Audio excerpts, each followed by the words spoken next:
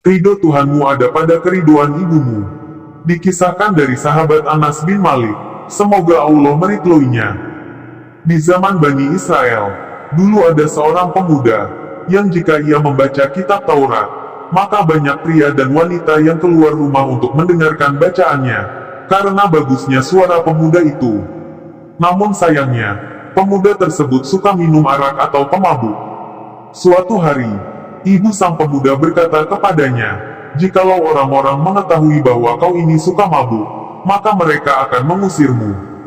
Pada suatu malam, ia pulang ke rumah dalam keadaan mabuk. Ibunya berkata, "Bangun dan wudhulah." Namun pemuda itu malah memukul wajah ibunya, dan mencongkel kedua mata serta gigi-giginya. Ibunya berkata, "Allah tidak akan meridhoimu dimanapun kamu berada." Pagi harinya, pemuda tersebut menemui ibunya dan berkata, "Keselamatan bagimu wahai ibuku. Aku tidak akan melihatmu lagi setelah ini sampai hari kiamat." Ibunya berkata, "Allah tidak akan meridhoimu dimanapun kamu berada."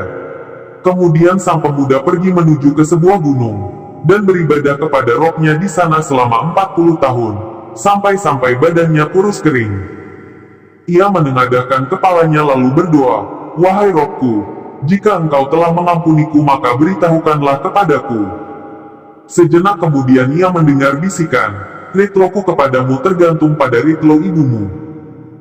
Akhirnya pemuda yang sekarang sudah tua tersebut pulang ke rumah ibunya, dan berseru kepada ibunya, "Wahai kunci surga, jika engkau masih hidup, aduh betapa bahagianya, dan jika engkau sudah meninggal, aduh betapa sedihnya."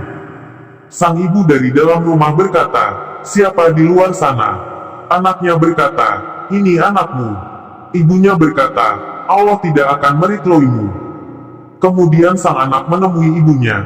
Di depan sang ibu ia memotong kedua tangannya dan berkata, "Kedua tangan ini yang mencongkel kedua mata ibu, mulai sekarang tidak akan bersamaku lagi selamanya." Kemudian ia memanggil penduduk dan berkata, "Kumpulkanlah kayu yang banyak lalu bakarlah." Orang-orang melakukan apa yang diperintahkan.